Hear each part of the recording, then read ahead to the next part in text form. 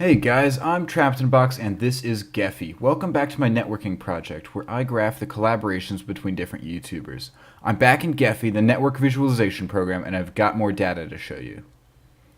As always, every circle on this graph represents a YouTube channel or contributor, and their size as well as their position are directly related to the number of appearances each guest has made.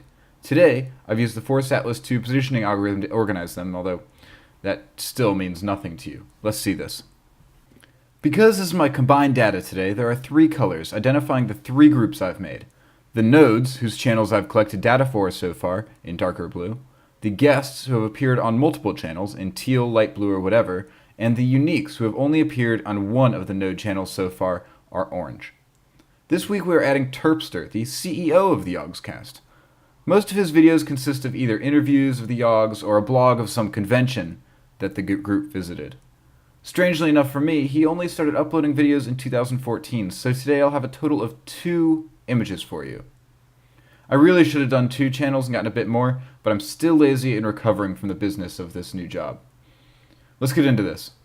Terpster doesn't really change this much. It's 2014 and is pretty much set by now. I may remove the names next week, like I did to the overall view last week, to get a better view of the overall structure. Speaking of, let's check up on our overall graph and see who guessed the circles correctly. Terps is the blob in red, by the way. Otherwise, the graph looks almost exactly the same as it did last week. We had some great guesses last week, by the way, and that what makes it really interesting is that the 2 people who were closest made the exact same mistakes.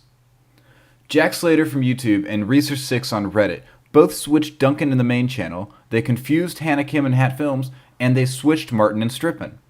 Honestly, though, there's no better way to show that some of these YouTubers have very similar styles of collaborating. They end up looking almost identical. Just as I said, these mistakes, I'm sure any one of you could guess the 2 or 3 confused. Of course, Duncan and the main channels are the 2 big blobs, and Martin and Strippin are the 2 at the bottom. Bebop would have mixed in there, but he's got his Ridge Dog hanger on, which makes him stand out a bit. So, this is the product of 12 weeks of data collection. Let me know who you guys would like to see next week. I promise I will be on schedule. Until then, thanks for watching, guys. Like and subscribe to keep up, and I will see you next week.